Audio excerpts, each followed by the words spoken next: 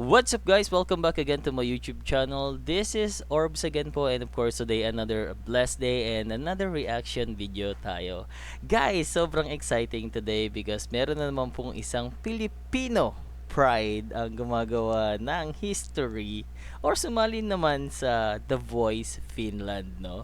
Papanoorin natin siya, kikilalanin natin siya today. And guys, kung bago ka sa channel ko, please don't forget to subscribe and hit the notification bell para ma-notify ka sa mga susunod nating video. Maraming salamat po sa pagsuporta.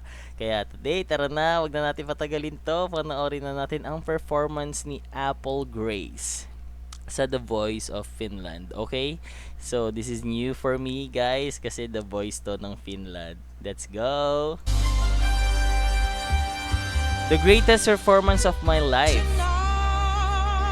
Woo! Opening pa lang ha, very, nakaka-attract na siya ng attention, which is very good because of in this competition, alam naman nating lahat na dapat ay bongga, pasabog, and nakakakot ka talaga ng attention para mag-turn ang mga judges. Ooh, it's giving me a different type of jazz yung song. This is the first time I heard this song, no? And ang kitang-kita naman sa appearance ni Apple Grace, she is giving her all sa song na to. The emotion agad, andun agad.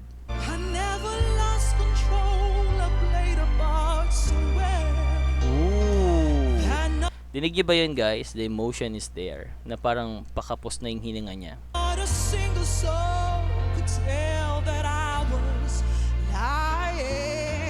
Ooh. She is a female guys, pero I think she has a very deep voice. Quality ng voice niya dito ay very deep, no?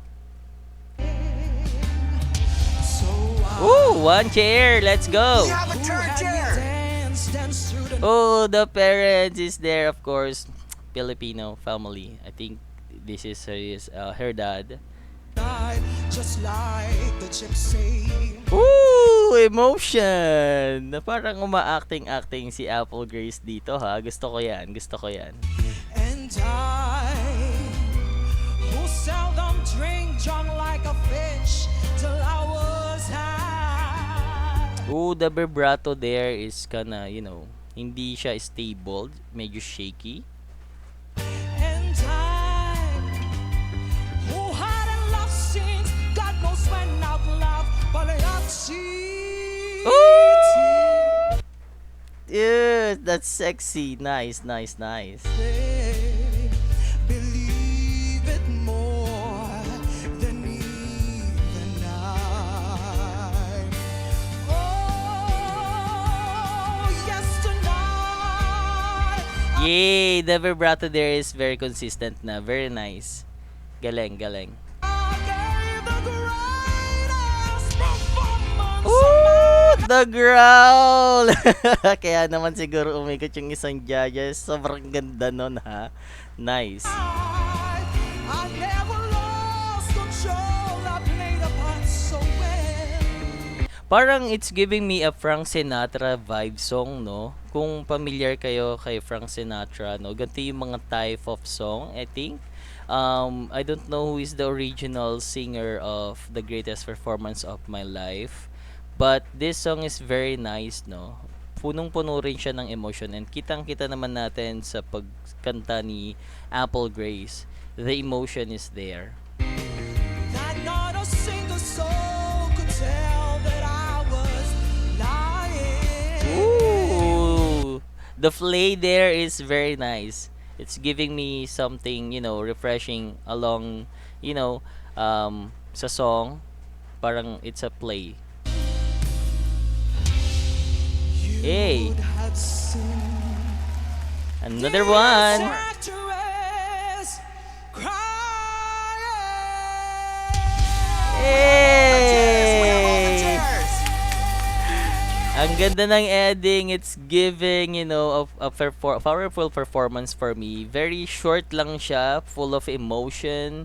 the quality of the voice of Apple Grace is, a female, a deep voice of a female, which is, the control is there, emotion is there, very nice. That's why nagustuhan siya ng mga judges at umikot naman yung apat para sa kanya, which is very nice start.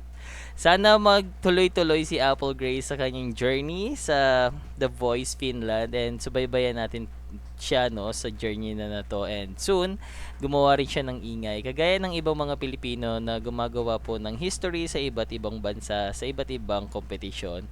It's another, aabangan natin to kasi another Pinoy. Sobrang nakaka-proud. Ang daming gumagawa ngayon ng history. Year 2026, ang dami na nating nakikilala, and soon sana mas marami pa, no?